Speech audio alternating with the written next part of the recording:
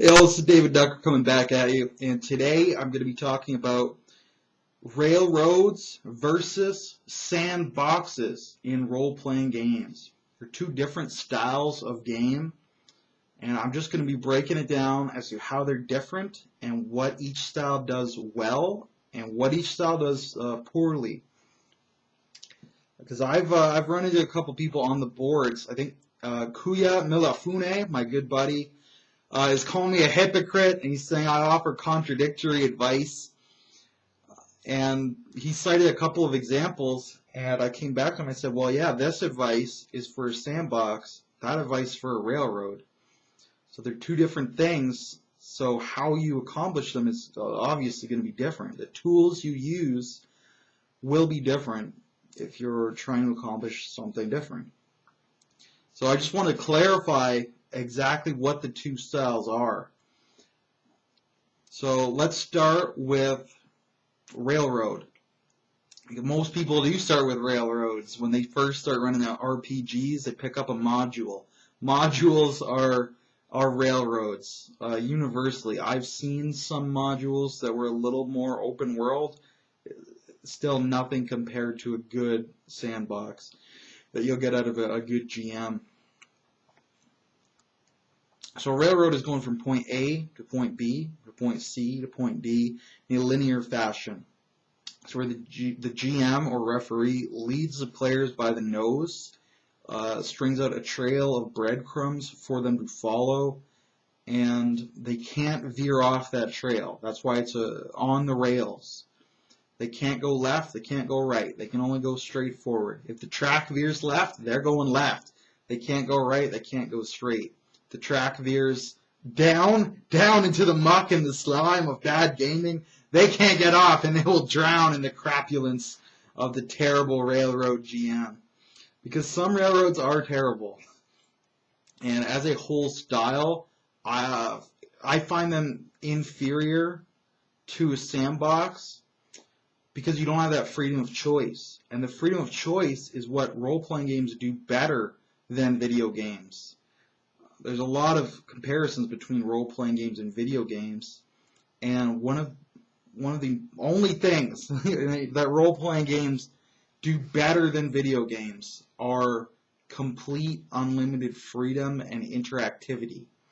Go anywhere, do anything. The other thing that RPGs do better is unlimited and infinite customization, but I'll do another video contrasting RPGs versus other media. The media is the message. Look for that video. But right now we're talking about railroads. So in the railroad, first of all, you have none of that freedom. And part of not having that freedom to go anywhere that you want is it doesn't really matter where you were before either. So your backstory, not very important. Your personal character goals, not very important either. Because you know where you're going on the railroad. So I've often found when I'm in a game and it's railroad style, I feel like my character's unimportant because you could just as easily take my character out and swap someone else in and the game will be fine. It runs just as well with a dwarf fighter as it does with a pixie evocationist. It doesn't matter who the players are. They're going to go on the same ride. It's the same railroad no matter what. So that again, that's a major negative point for a player. For a GM, that can be good.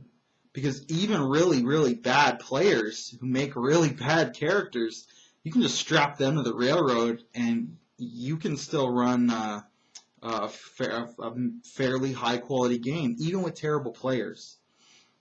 So that could be a positive for the GM who has a very small talent pool. If you're in a small town, a railroad, that could be a viable option. There are only 5 peeps you can play with, and they're not very good. Maybe one of them's okay, and the other 4 are terrible. But if you run them through a railroad, you can mitigate some of their horrible habits and keep them from destroying the game. You can still have a game even with these low-level players. A low level in real life, in the game, they'll probably try to level up as fast as anyone, or faster than anyone if they can. So that's one quality of railroads. The players aren't important, which can be good for if your players are legitimately terrible. Like, I'll throw someone right out of my game if they're a bad player, because a sandbox doesn't handle bad players well. I'll get onto that a little in the sandbox section of this video. So another thing about the railroads. Now, here's a good quality of railroads, a very good quality. If you're pressed for time, if you only have one session, or 4 sessions, even up to 8 sessions, I could see a railroad. If you're strapped for time, if you know your buddy's only going to be in town for 3 months on a college course, then you can strap him into the railroad, and you know that you're going to have a beginning, a middle, and an end. A good sandbox still has a beginning, middle, end, but you have to improvise it, and it takes longer. So if you're strapped for time, bam, railroad, great way to go. And one of the times when you are strapped for time is when you're demoing or testing out a new system.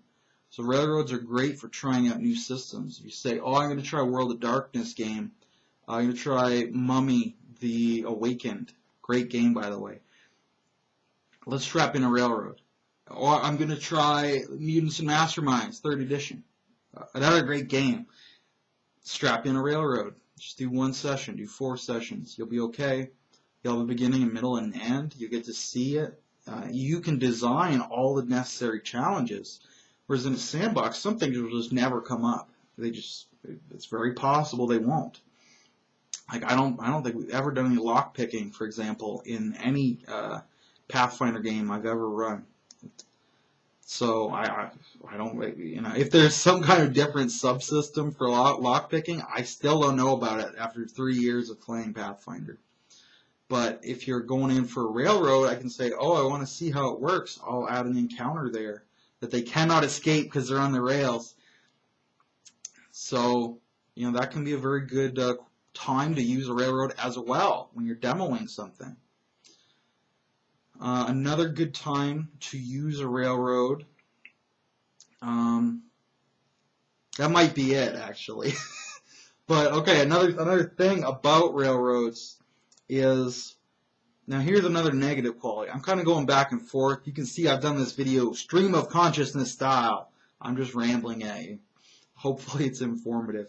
But another quality about railroads is sometimes you'll hit like a roadblock and the game stalls. Like if you're going through and they need to get past a locked door and they fail their lockpick check, they're just going to have to try again, aren't they? Because they can't go left, they can't go right, they have to stay on the rails. So I've had many railroad games where as a player, we failed a spot check, we failed a sense motive check, we failed a research check, and we didn't have the clues we needed to get back on the rails. But because it's a railroad, that's the only way you're going to move, is if you're on the rails. So we're just standing around looking, trying to find the rails, and it really can stall out the game quite badly. There are a lot of things the GM can do to mitigate this, but I've seen it happen time and time again, especially if your GM's only of even average quality. I could see this happening. So what are some of the tools railroads require that you probably won't be using at all in Sandbox? Well, first of all, metagaming. Keep them on the rails. Anything you can do to use like GM fiat or cheating as a GM, fudging the dice rolls. If it keeps them on the rails, that's what you're going to be doing. So a railroad is a great time to use all of those tools, which in a sandbox, those are dirty words, GM fiat and metagaming. Those are just dirty, nasty tools in the world of Sandbox. Another tool you could use is power gaming. The players, if they want to engage in power gaming, if you're doing that kind of game, which I decry and think is, you know, in outside of a demo or outside of I only have 2 sessions, power gaming is really detrimental. But it's detrimental to a Sandbox. It's not necessarily detrimental to a railroad, because, you know, that's your chance to push through the adventure as quick as possible. Speed run. Just crush all the baddies in front of you. So if you like power gaming, railroads might be for you as well, because you can't disrupt the game world. The game world won't fall apart through power gaming, because it's on the rails. You'll never get off the rails anyway. So you can't break anything. A problem is if you try to jump the rails, if the rails go right, you want to go left, you try to force the plot left, you're going to have problems. Because the GM will be using GM fiat, he will be cheating and metagaming to get you going right instead of left. And he will win because he's the GM. So don't try to do that if you're on a railroad. You know, you're being a dick by going left when the rails clearly go right. You're causing friction, forcing the GM to metagame more than he already is on a railroad, and that can break your immersion. It is a little harder to be immersed in a railroad than it is to be in a Sandbox, because of these factors that you can't go where you want to go, and the GM will be cheating. And that's fine. Like, if I'm running a railroad, I'm cheating too. I'm running GM fiat, I'm metagaming. This is why Kuya is calling me a hypocrite, because I was talking to someone and they were running a module, and I was like, well, just railroad them back on there. You know, use some GM fiat. Make sure they can never succeed in any role to get out of the railroad. And Kuya has heard me talk about my preferred style, which is Sandbox, so much, and he's like, you're a hypocrite, David Ducker, you're a piece of trash, you don't know what you're talking about, you're not practicing what you preach. So it's part of my inspiration for this video. It's just to clear up any confusion with Kuya, who is a great guy. You should all talk to Kuya if you have any advice on the Facebook, YouTube, RPG Brigade forum. It's a mouthful for me every time I say it. So I think that's about it with railroads. So let me summarize, since I've been rambling. Railroads are good at short sessions. They're good at demos. They're good at power gaming if you like power gaming. They are bad at immersion. They are bad at free roaming. They're bad at... They can be bad at storytelling. Here's one other thing about a railroad. Is in a Sandbox, I'm the GM, so I've written whatever I've written. But I've got 6 players, and they've each written backstories, NPCs, places, quests, goals, plot hooks. So we've got 7 writers working on making this game world rich and interesting. And you can get so much rich, interesting stuff when you've got 7 brains putting their heads together. But in a railroad, you've got one guy, and he's doing all the work in terms of writing. So, you know, if you're not a strong writer, your railroad is just not going to be as good. So everyone has different skills. So if you're doing all the work, it's all on you. If you're a good writer, that might be fine. If you're a bad writer or even an average writer, the game might not be so good. I guess I'll mention... No, I'll save it for the Sandbox section, if I remember. And in fact, we will segue into the Sandbox section right now. So what is a Sandbox? A Sandbox is go anywhere, do anything, talk to anyone, be anything, help me write the game. So in a Sandbox, the GM prepares places and people for the world. He creates the world. And then he just drops you in the middle of it.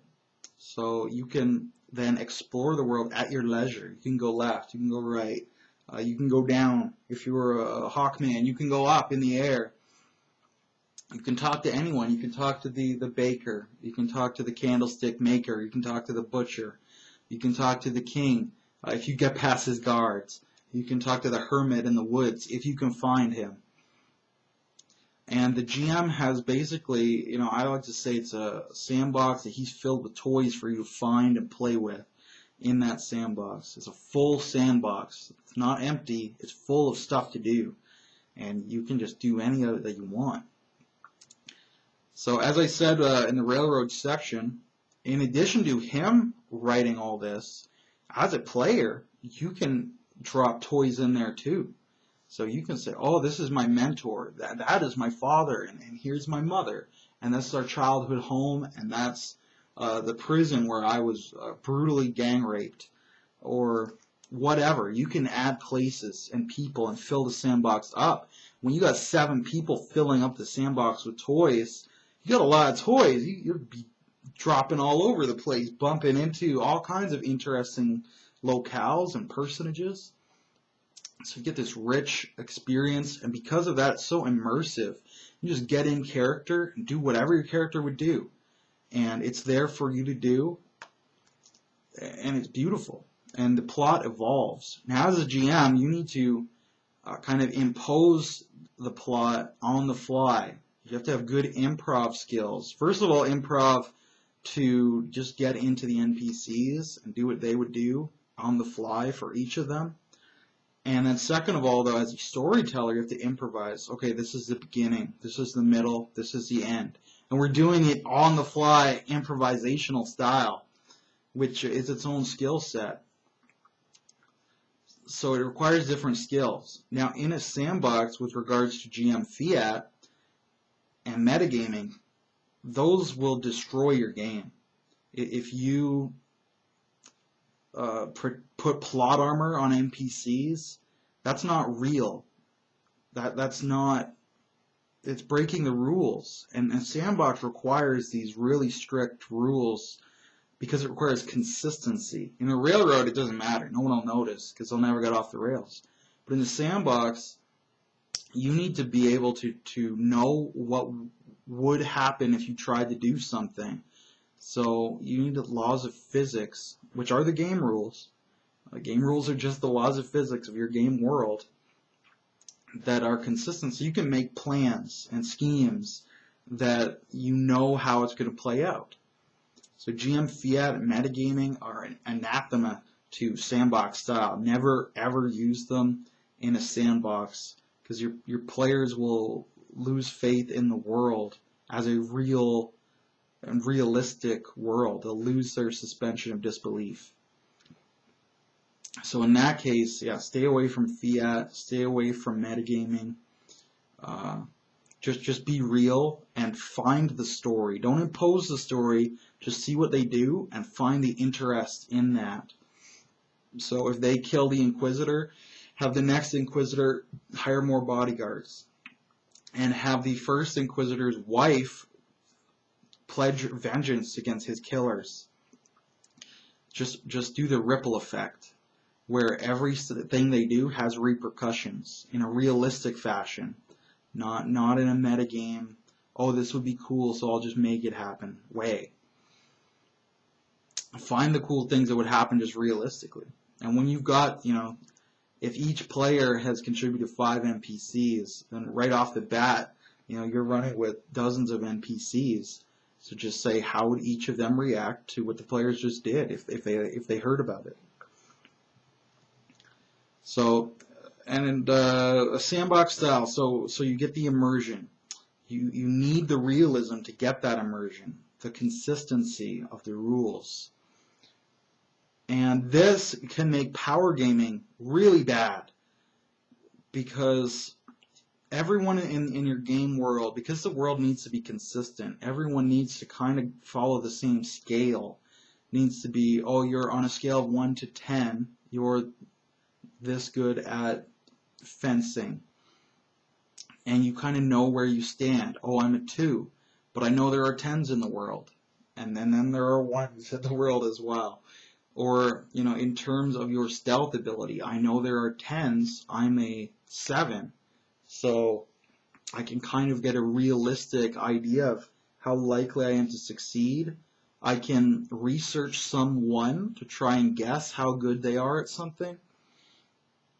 So that's very important. Whereas if you're power gaming, if the scale is 1 to 10 and I'm an 11, you've broken the rules of the universe right there.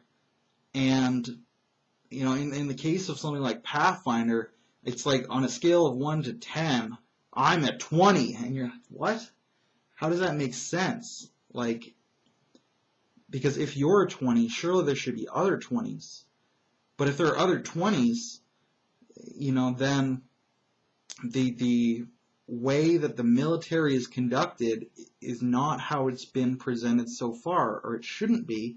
You get all kinds of logical problems that happen when you start power gaming in a sandbox. And very often, you can find that one little thing that doesn't make sense, and you pull on that thread, and the world starts to unravel.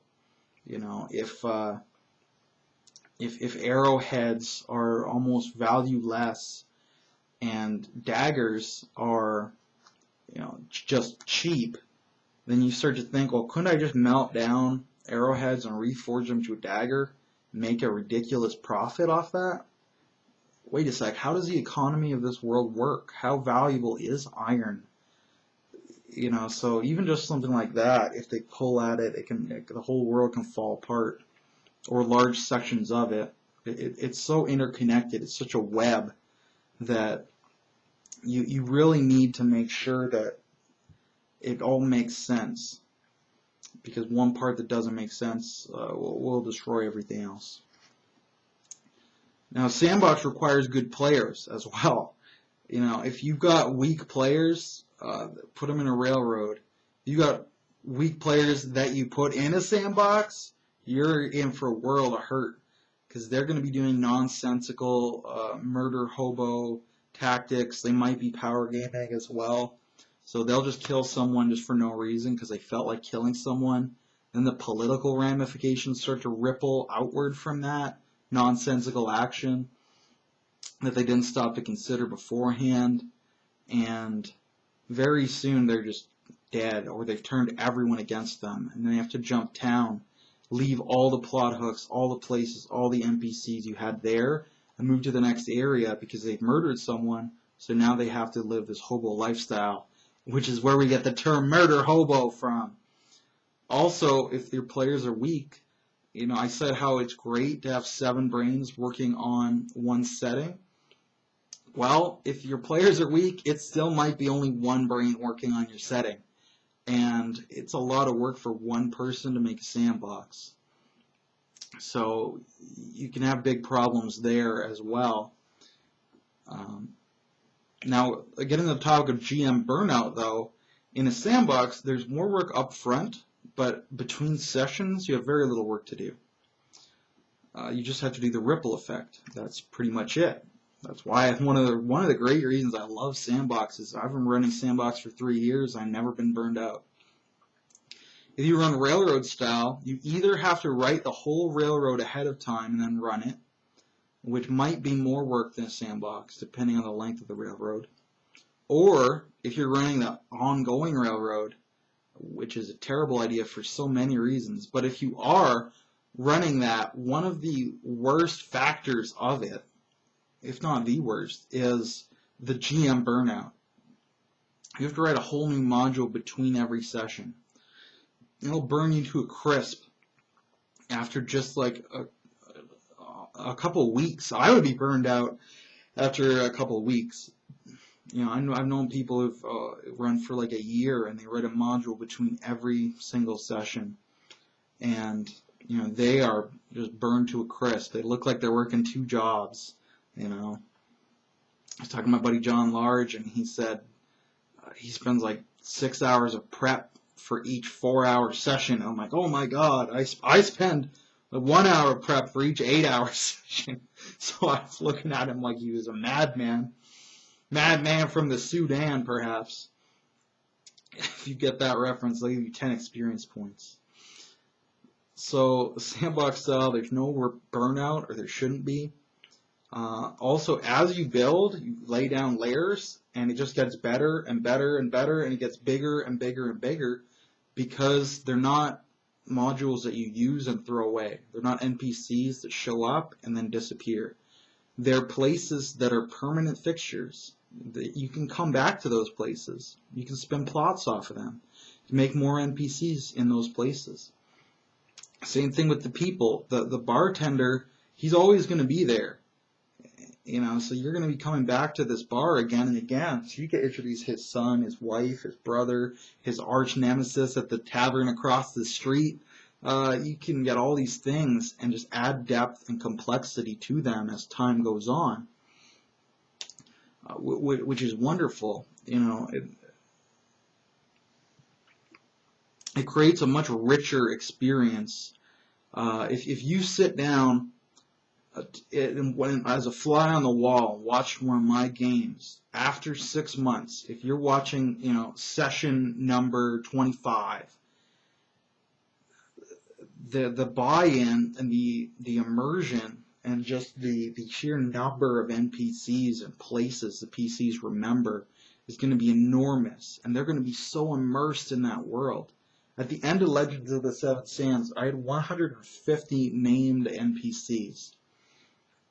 And, you know, our final battle sequence, this enormous war effort, we killed like 5 NPCs every session for 4 sessions. We killed like 50 people, and it was awesome. And we knew all of them, and we had motivations to kill them or to wish we didn't have to kill them, or our allies we loved getting cut down.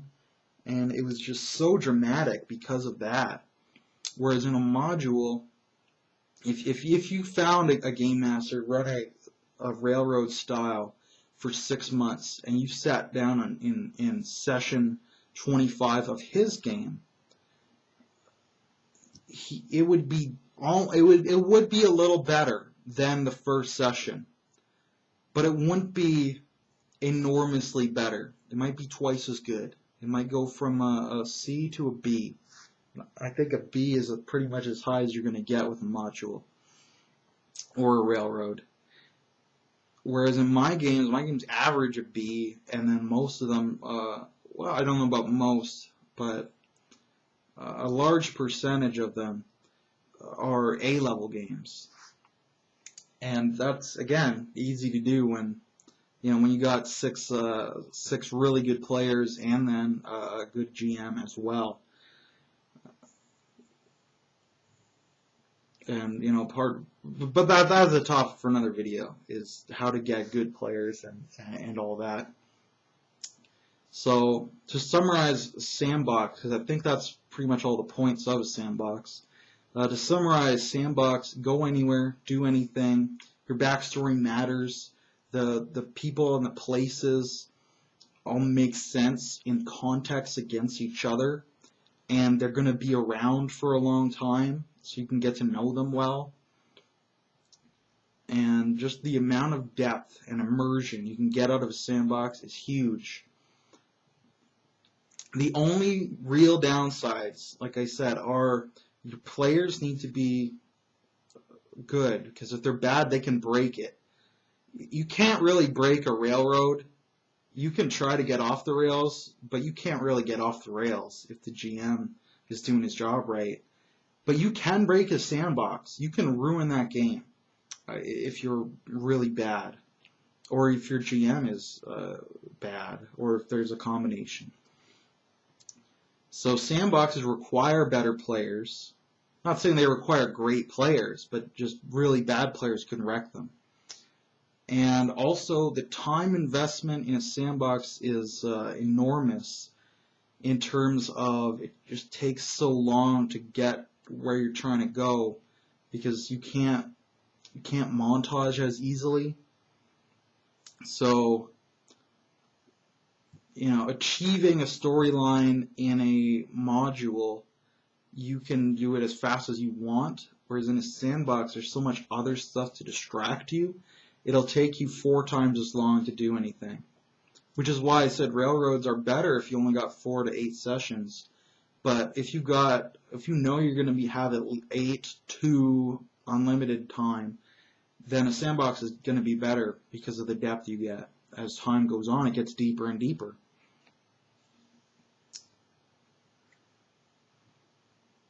I'm trying to think if there was another point I needed to add to that. So sandboxes require more time. They require better players. Oh, and I'll mention again just the recap of the burnout. Railroads will burn you out much more easily than sandboxes, but sandboxes require generally more upfront work as well. So they're a little bit different there as well. So my preferred style is sandbox because you get so much more out of it for so much less work. In total work I'd say is less. More upfront, less ongoing, and the total work is going to be less. But there is a time to use a railroad, and that's when you can use GM Fiat, and that's when you can use metagaming, and that's even when power gaming is acceptable. So I have nothing against railroads. I've played in railroads and really enjoyed them. You know, you can get up to a B-level game with a railroad. It's a little hard, but you can do it.